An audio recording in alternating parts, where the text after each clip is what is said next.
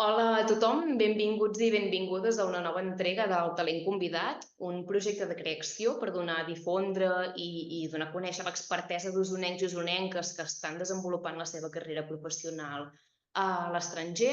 Aquest mes tenim el privilegi d'entrevistar a la Susana Moles. Ella és originària de Rupit i Pruit, graduada en biotecnologia per la Universitat Autònoma de Barcelona i actualment viu i treballa a Colorado, als Estats Units. Hola, Susana. Hola Irene, què tal? Com estàs? Molt bé, i tu? Molt bé. Susana, al llarg de l'entrevista tindrem l'oportunitat d'escoltar-te i de que ens expliquis en detall la teva carrera professional i, evidentment, també aspectes personals que inevitablement van lligats en aquesta carrera. Però comencem una mica pel principi. Explica'ns una miqueta d'on sorgeix aquest interès per la ciència i la biotecnologia. Doncs mira, jo sempre tenia com un interès per la biologia i ja vaig fer un batxillerat científic on les temàtiques de biologia sempre eren les que em cridaven més l'atenció. En el moment de començar la carrera, la llicenciatura, es va donar el cas que biotecnologia, que fins a llavors era un títol propi, passava a ser una llicenciatura homologada i reconeguda. Això significava que tant el cost de la llicenciatura com el reconeixement era en condicions molt millors. I jo això volia seguir amb una carrera de ciència, m'agradava biologia, però li volia buscar més una aplicació, diguem-ne, i biotecnologia complia més amb aquests requisits. I vaig començar la carrera de biotecnologia a l'Autònoma, a la Universitat Autònoma de Barcelona. Cal dir que durant la carrera estava molt interessada i vaig finalitzar amb la segona millor nota de la carrera, d'una promoció d'uns 60-70. Això feia que m'obria les portes a seguir una carrera investigadora, que era algo que ja s'havia anat plantejant durant la carrera. Havia estat fent pràctiques de recerca a l'Hospital Clínic a l'últim any de carrera i no volia descartar la possibilitat de seguir investigant i llavors amb la nota de tall que tenia això m'obria com més portes, no? Vaig poder accedir fàcilment a un màster dins dels que hi havia en el seu moment. La Universitat Pompeu Fabra oferia un màster de recerca biomèdica i pensava que podia complementar bastant els interessos que jo tenia cap a la biologia i explorar diferents camps dins del càncer, neurociència.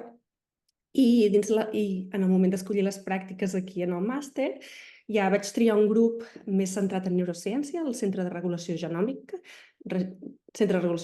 dirigit per la doctora Mara Tirsen, i en aquest màster o aquestes pràctiques de màster ja tenien més una projecció de cara a doctorat, no? Aquest grup de recerca que jo havia triat ja pensava que segurament podria quedar-m'hi a fer el doctorat i justament la meva jefa, la coordinadora del grup, em va animar a demanar una beca de doctorat del CSIC, que vaig aconseguir, i arrel d'allà vaig començar a investigar en el camp de neurociència més profundament. Vale. Fem un petit parèntesi. Explica'ns una miqueta en què consisteix la biotecnologia i la recerca biomèdica. La recerca biomèdica té diversos ventalls, no? Diguem-ne, en els últims anys, tal com he dit, m'he centrat més en neurociència, però tu pots estudiar més bases del càncer. En biotecnologia et pots centrar més en producció, no? Per exemple, fer servir llevats per produir matèries, fer servir bactèries per produir proteïnes, per exemple, la insulina. Llavors, biotecnologia té com també moltes branques en el que utilitzes medis biològics per aconseguir una finalitat, no? Una producció. En el nostre camp és més una producció o una finalitat curativa. En aquest cas és intentar entendre les bases de malalties i pots aprofundir a diversos nivells. A mi el que m'agrada de la neurociència, precisament, és que estic dins el camp del comportament i pots tenir un projecte d'investigació en el que tu parteixes d'una conducta, diguem-ne, és una mica la idea del nostre projecte, no? Que parteixes des d'una conducta que observes en un model animal i llavors veus un comportament, algo molt físic, real, i després et vas endinsant més en mica fins a trobar, per exemple, regions del cervell que podrien estar involucrades en aquesta conducta, tipus de neurona, gens que expressen aquestes neurones o cèl·lules glials, i vas com aprofundint des d'una vessant més macroscòpica, diguem-ne, que és un comportament, fins a algo molt més microscòpic, que seria l'expressió d'un gen en una cèl·lula en concret. Vale. Aleshores, arriba un moment, no, que se't presenta l'oportunitat de poder continuar desenvolupant aquesta carrera professional a l'estranger, però en aquest cas a Massachusetts, si no m'equivoco. Exacte. Després del doctorat, i vaig estar una època treballant per una companyia, provant fàrmacs, volia seguir amb un postdoc i vaig aplicar a diferents llocs. Em va sortir una oferta a Bordeus, aquí a França, i una altra a Massachusetts, als Estats Units. I jo no havia estat mai als Estats Units. Pensava que era una gran oportunitat que m'oferissin un treball allà en un lloc on sempre escoltes que hi ha recerca bastant pionera i que es podria avançar molt a nivell tècnic, a nivell de coneixement, i també per mi era una experiència personal molt gran, no? En el seu moment de marxar d'aquí a Osona, que el barcelonès, que sempre m'havia mogut més, i començar una nova etapa bastant lluny, diguem-ne. I inicialment anava a marxar per 2 anys, però bueno, hi van haver un conjunt de circumstàncies que van fer que em quedés allà una temporada més, i ara em porto 10 anys. Vale, explica'ns, doncs, per què aquesta estada, en aquest cas a Massachusetts, es va allargar, i també detalla'ns una miqueta en quins projectes treballaves allà. Doncs jo sempre havia estat molt interessada en sistemes de recompensa, no? Diguem-ne, perquè hi ha certes activitats que et generen més plaer que d'altres. Ho enfocava molt des del camp d'addicció a les drogues. Ja des de l'ESO, el meu treball de recerca va ser addicció a l'alcohol. El meu doctorat, el màster i el doctorat també estudiava circuits o estudiava més addicció a la nicotina, gens que podrien regular-te addicció a la nicotina, va ser el meu projecte del doctorat. I la idea era continuar dins de les línies d'addicció a Estats Units, però aplicant noves tècniques. Quan vaig acabar el doctorat no feia molt que s'havia publicat una tècnica que es diu optogenètica, que permetia canviar l'activitat de neurones de forma molt precisa, utilitzant llum. Podem entrar més en detall, si vols. I pensava que moure'm allà seguint aquesta investigació en el camp de les addiccions, però fent servir noves tècniques, podria ser un gran aprenentatge. Per tant, podríem dir que les addiccions tenen un cert component genètic? Sí que s'ha demostrat que hi ha un dels principals sistemes de recompensa és el de dopamina, i el meu laboratori té alguns projectes estudiant sistemes de dopamina més específics del cervell que regulen comportaments de recompensa, tant de forma natural com de forma artificial, com seria a través de les drogues d'addicció, però sí que s'ha demostrat en diversos casos que mutacions o canvis genètics en receptors de dopamina, per exemple, podrien afavorir que tu tinguis una tendència més addictiva. També deies que l'oportunitat de poder anar a desplegar la teva carrera professional, en aquest cas als Estats Units, era una oportunitat perquè és un país pioner en el desenvolupament de tècniques, no? Per què Estats Units? Sempre diem que és pioner en tantes coses, i en aquest cas en tècniques de biomedicina, biotecnologia. A veure, jo crec que en l'avanç de la humanitat, no? Ja sigui a nivell d'enginyeria, de ciència, necessites avançar, i per avançar has de provar noves coses, noves idees. Penso que els Estats Units fomenten molt donar oportunitat a noves idees. que a vegades amb els joves, per exemple, costa més de reconèixer que hi pot haver una bona idea i donar el suport econòmic, el finançament necessari per tirar endavant aquesta idea. I això és algo que als Estats Units valoren molt, no? Que si hi ha una idea que podria ser potencialment bona i donar lloc a un avançament, ja sigui un avançament tecnològic, un avançament mèdic, doncs no posen tants entrebancs en el moment de finançar-ho o de donar-hi suport. I això fa una gran diferència. Llavors, el govern també, en aquesta idea de que l'avançament necessita provar noves idees, ja posa més diners, el govern dels Estats Units posa més diners per poder-les tirar endavant. Per tant, una bona part del finançament ve a través de les administracions públiques? En els departaments on m'he mogut jo, sí que és veritat que la majoria de projectes finançats venen per part del govern, de l'NIH, que és el National Institute of Health. I llavors, els projectes grans, molts d'ells venen basats en aquest model de finançament per part del govern. Però també és veritat que als Estats Units hi ha molta fundació privada i molt diner que ve de fundacions o persones, famílies que han aportat diners per crear associacions. Això seria el cas, per exemple, del meu marit, que treballa juntament amb la Global Down Syndrome Foundation, que ve de diners privats i es fa molta recerca a través d'aquests diners. Susana, ens comentaves que a Massachusetts hi vas estar un període llarg de temps, gairebé uns 9 anys, 10 anys. Com és? Per què vas allargar tant l'estada? Normalment els postdocs són més curts, són una mitjana d'uns 3-4 anys. El que va passar és que als 3 anys vaig tenir el meu primer fill i als 3 anys de doctorat d'estar a Massachusetts vaig tenir el meu primer fill i això ja va fer que hi hagués una mica de retard o una mica d'allargament de la meva carrera. Al cap d'un any va néixer el meu segon fill, que va expandir una mica més aquesta trajectòria. I llavors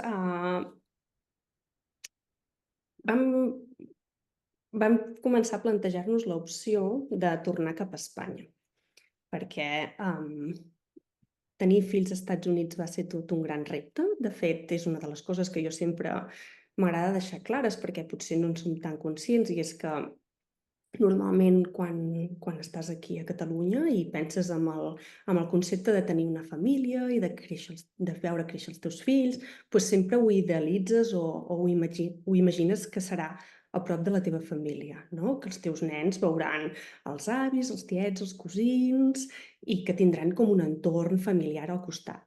Llavors, a l'estar tan lluny de casa, perquè als Estats Units fer viatges freqüents és més difícil econòmicament i de tot, doncs va fer que tot aquest aspecte familiar no existís. I els primers anys va ser bastant dur de veure que hi havia moltes festes d'aniversari, Nadals i molts events importants que els havíem de passar més a nivell, una família més petita, no? Que creixes més a nivell familiar, però et falta tot això. Un altre aspecte important és que criar un fill als Estats Units és molt difícil econòmicament, sobretot si vols treballar i si vols treballar com a postdoc, que els sous no són extremadament elevats. Llavors, portar els fills a les guarderies d'allà suposava un cost econòmic bastant gran. Estem parlant de que els centres de guarderia et poden costar al voltant de 1.500, 2.000 per nen per mes.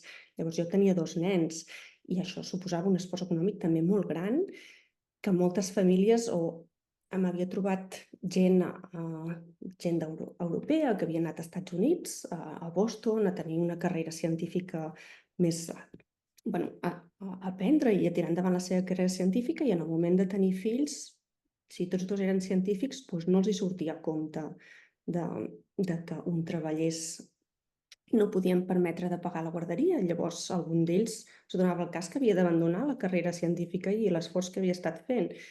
Llavors, estar lluny de la família, els costos que suposava, va fer-nos plantejar de retornar cap a Espanya. El que passa que el retorn... Digues.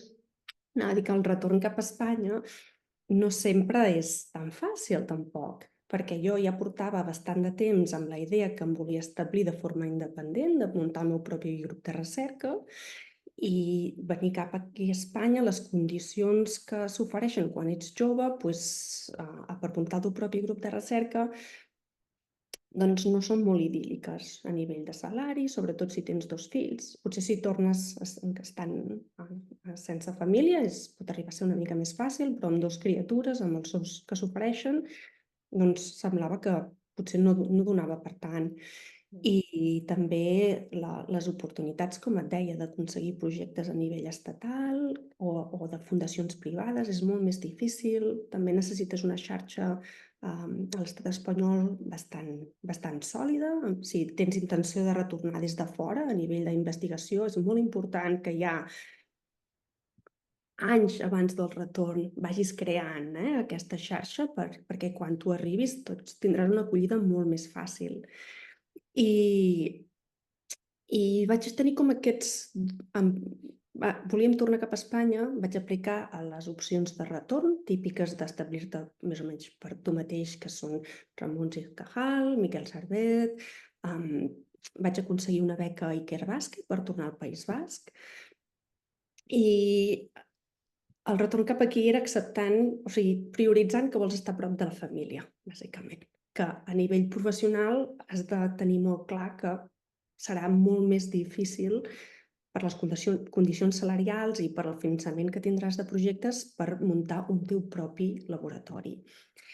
Llavors va vindre el Covid, també va ser un dels events que va expandir la meva carrera a Massachusetts, que es va paralitzar tot durant uns bons mesos, i vam fer una balança, van ser uns quants anys d'una mica d'indecisió, a veure si tornem o no tornem, però és que si ho mires més fredament, les oportunitats que teníem al quedar-nos allà a nivell professional és que eren molt millors.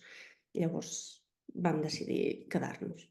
Aleshores, l'opció del País Basc no va fructificar, però al gener del 2023 arriba també una oportunitat des de Colorado, on també hi ha la possibilitat de desplegar el teu propi projecte.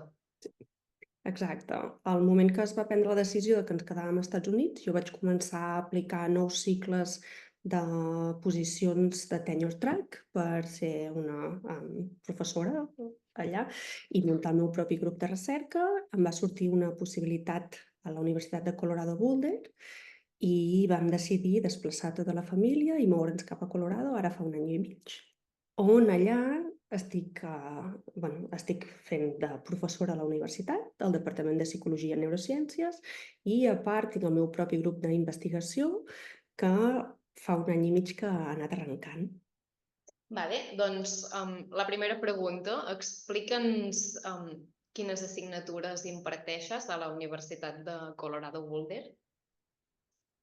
Tinc la sort que em deixen elegir una mica la temàtica que vull donar. Llavors, com que jo porto molts anys estudiant circuits i neurones que et regulen addicció a les drogues, ara mateix faig un curs que és de la neurobiologia d'addiccions, perquè inclou addiccions a les drogues, però també addiccions comportamentals.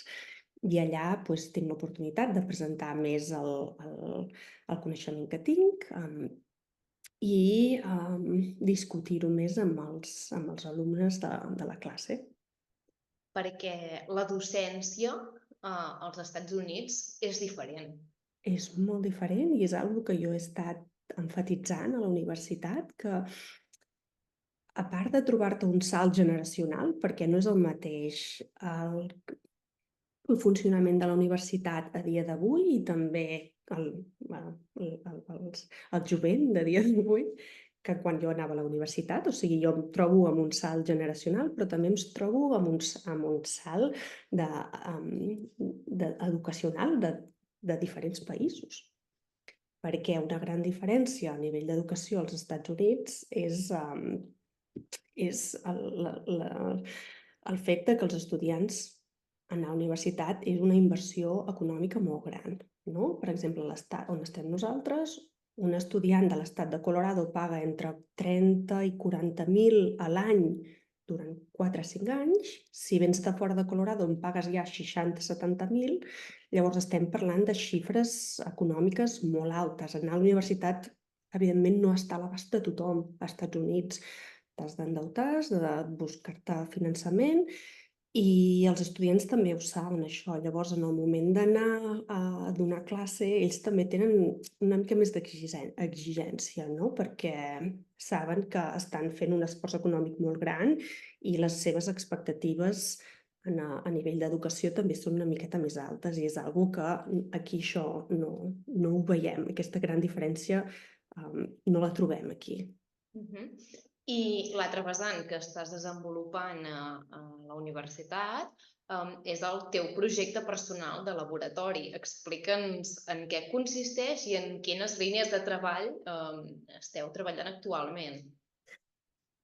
Doncs mira, jo a Massachusetts havia arrencat com 2 línies d'investigació. Una d'elles que està més enfocat en aspectes de sociabilitat, de com un individu té ganes de conèixer i interaccionar amb un altre individu. Els meus treballs són amb models animals, utilitzem ratolins, i una de les coses que a mi m'interessaven més d'aquest projecte és que establir relacions socials depèn del sistema de dopamina, no? Que sabem que és el sistema de recompensa i que normalment són events que són placenters i que generen recompensa i els vols repetir.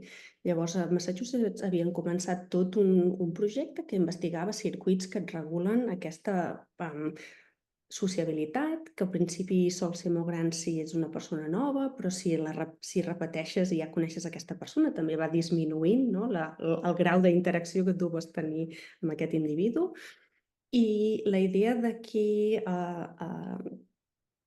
a Colorado és continuar amb aquesta línia, però amb models en els quals la sociabilitat està alterada. Per exemple, en el cas de les drogues d'addicció, quan intentes deixar, o quan una persona, un individu, ha estat exposat a drogues d'abús i intenta deixar-les, un dels símptomes que sol aparèixer normalment quan hi ha aquestes fases d'abstinència és que hi ha una rejecció a la societat, que les interaccions socials no són tan placenteres. Llavors volem estudiar què està passant amb individus que estan en abstinència de drogues que realment no volen mantenir interaccions socials. Perquè et pots imaginar que això pot arribar a ser un problema bastant greu a nivell del teu entorn, però també si tu t'exclous de la societat estàs menys disposat a rebre tractaments.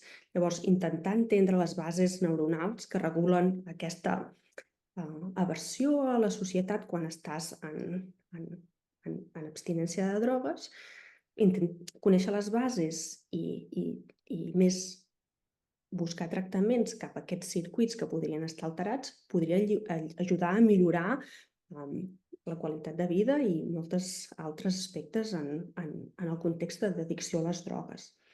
Aquest és un dels projectes que tenim al laboratori, i un segon projecte també està relacionat amb ansietat.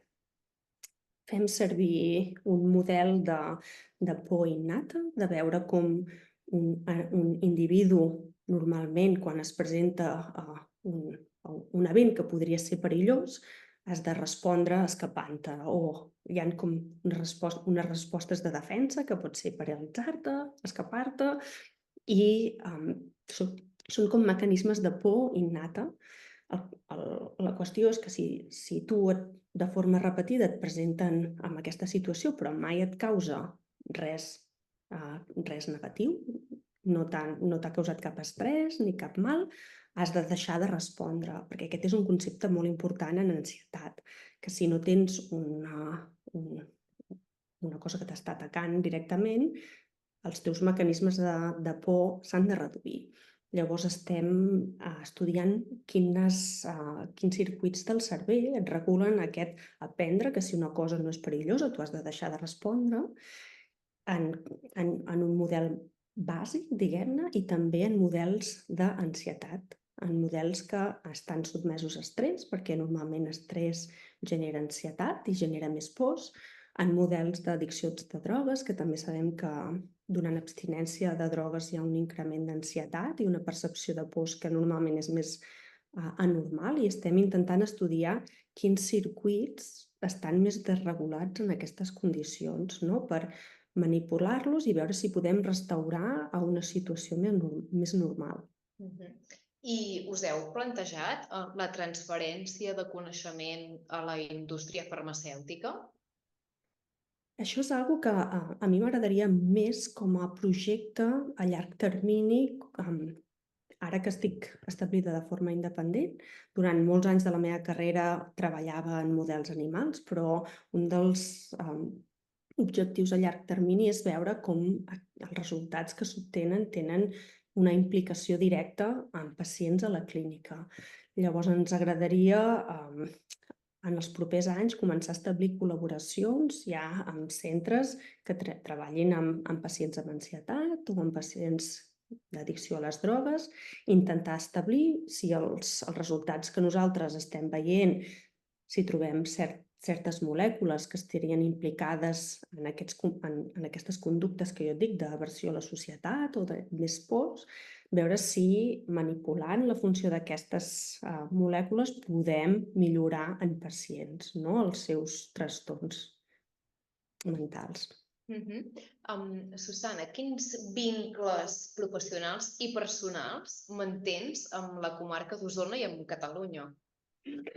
Personals, tots, perquè la meva família, i no és petita, perquè el meu pare són 8 germans, eren 9, i la meva mare 6, i tota la meva família es concentra en un radi de barcelonès Garrotxa, bastant petit, els amics el mateix. Llavors, a nivell personal tinc molt de vincle aquí.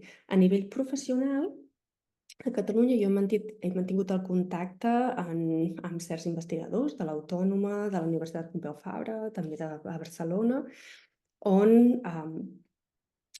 participo bastant en la revisió de tesis doctorals, ara que estic allà. Participo en l'avaluació de projectes, també a nivell nacional, a nivell del govern espanyol i també una mica internacional. I penso que un lligam que podríem establir aquí a la comarca, i tenint en compte com està avançant també la Universitat de la UVic, és considerar la possibilitat de servir com a pont, no? D'oferir un laboratori als Estats Units que pogués, per exemple, acollir estudiants que vinguin a fer unes setmanes d'aprenentatge de diferents tècniques, de diferents temàtiques, i que els hi pogués aprofundir o millorar una mica la seva trajectòria que tinguin aquí.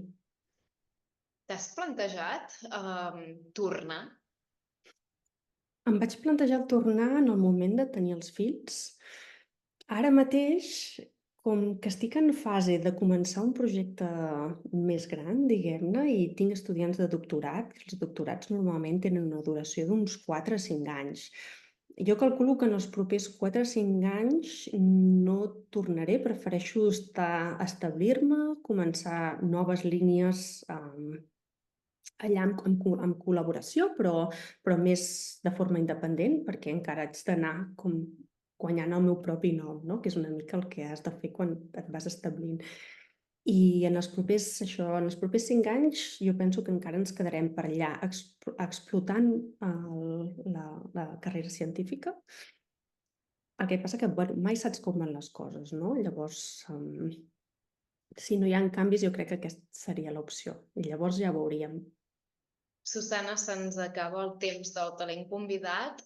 Moltíssimes gràcies per haver acceptat la proposta i des d'Osona et desitgem molta sort i encerts i poder-te veure properament. Moltíssimes gràcies i moltes gràcies per la invitació, ha estat un plaer. Gràcies. Vale.